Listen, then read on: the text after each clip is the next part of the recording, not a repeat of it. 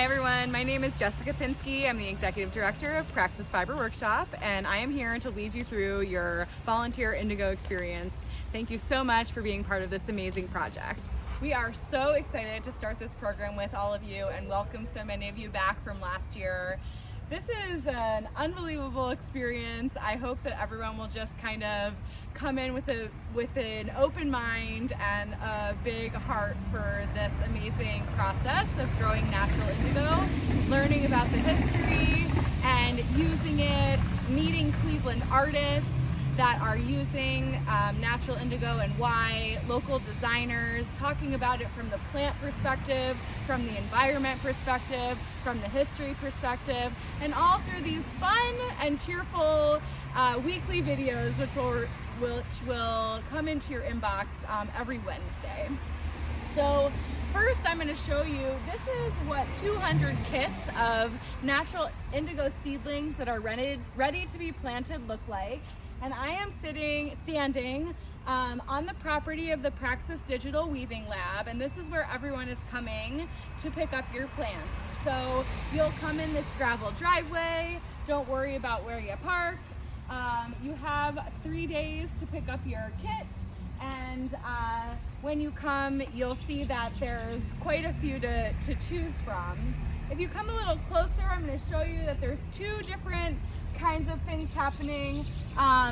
There's some plants that are really, really tall. They look like they're tired. They're not at all tired. They're so healthy and so happy. They are ready to be planted quickly though, because they're bigger. We experienced a lovely growth spurt this week, so some of those seedlings are ready to go into the ground. I ask that if you do come on Thursday, which is June 3rd, that you do take these plants first. I really appreciate that. So this is the kit. What you're receiving in your kit are a lot of indigo. You'll have a bag of natural fertilizer, which we're going to use right away. So make sure that your kit has this bag. And then also a spray bottle of a different type of fertilizer. The fertilizer didn't fit in the kit, so make sure when you take your shoebox of plants that you have both kinds of fertilizers. Before you put it into your car or at some point, please do come and sign this sheet. I've tried to preserve it the best I can inside some plastic, but because who knows how long it will rain, but if you could take it out and just put a little check mark by your name so we can keep track of who's participating in the project. And with that, let's show you how to plant your indigo. Okay, so I am going to lead the videos this summer from actually our indigo facility here at Praxis, and this is just going to be fun, I think, for everyone to see a little bit more of the daily use and practice of our actual indigo vat. And outside of the garage where our indigo lives will be the seedlings growing for our demos, and so I was thinking it was going to be kind of a synergistic experience. So here I have a pot, and last summer I grew in my yard in the ground. Both ways are great. It doesn't matter if you want to plant in raised beds, want to plant in a pot, want to plant directly in your yard. Any of those ways will be great. I do want you to try to pick a sunny spot. We want the indigo to get around 6 to 8 hours of direct sunlight every day. So I know that there isn't any trees or big obstructions here in front of our garage. I'm going to fill my pot, a couple inches from the top, and I'll take a look at my plants to see what I've got here. So you generally are going to have a gigantic mass of soil, plants, and roots. So you get to separate these in whatever size that you can accommodate in your yard as it starts to rain. So if you have a lot of space, feel free to break up your plants into smaller bundles.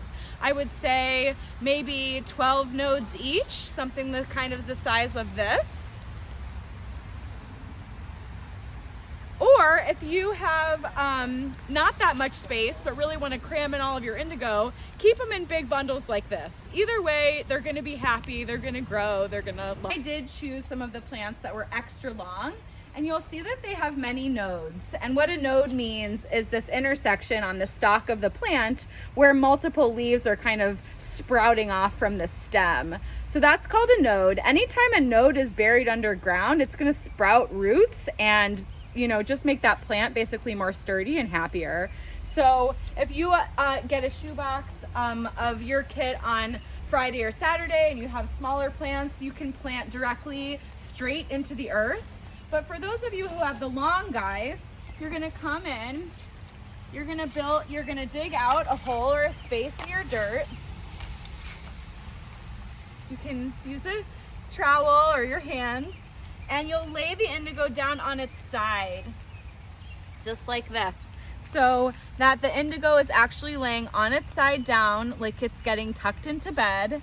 You'll take out your natural fertilizer in the plastic baggie. This is a high concentrate of nitrogen, which is gonna give your plants just a super healthy, happy boost. You want a tablespoon per plant or per bundle, and I'm gonna just measure it in the palm of my hand so you can see what about a tablespoon looks like. And you'll just go ahead and sprinkle it directly on the roots. Go ahead and close up your baggie, especially if it's raining, and save that for later. We're going to periodically add blood meal, which is what that is, into the soil over the course of the season. So you'll use 3 to 10, 12 tablespoons initially, but then you'll have the bag to add it into the soil to replenish the nitrogen as the summer goes on. So from here, I'm gonna make my next opening, and I think I have room in this pot for 2 large masses. Some sad indigo from this particular batch of soil. So I'll take my next big clump, and I'm going for kind of a big mass because I have only 2 pots, and they're gonna be planted 12 inches apart at least. You can go farther apart. I wouldn't recommend going closer together than 12 inches apart per bundle. So you can judge how much space you have and compare it to how much indigo you have and kind of go from there. Get creative with the orientation. So I'm gonna lay this going on the side in its other direction. But I'm not gonna forget my 1 tablespoon of blood meal.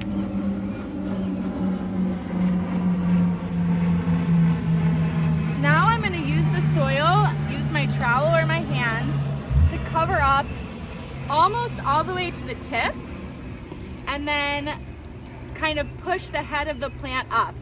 So 3/4 of the plant, the root, and almost all of those nodes in this case are underground, and they are going to sprout roots and make your plant really sturdy and strong right away. So I'll go ahead and do that for the second one. So you can see it's like I'm literally putting it to bed. So 3/4 of those nodes are covered, and then a little soil underneath to just let the tips of the leaves pop up straight. You can kind of position from here as to how that goes. Awesome. And that's all it takes. Super easy. They will be happy to be planted as soon as you take them home. So if possible, if you could make some time in your day when you pick them up to plant them directly into the ground or your pot. And then of course, potentially not necessary right now because it's pouring rain on me, you're gonna wanna water them in. And I'm gonna do that anyway because it's contrary to what it might look like. It's just a light sprinkle. So I'll go ahead and take my hose in this case. And I'm gonna give my plants a really generous misting.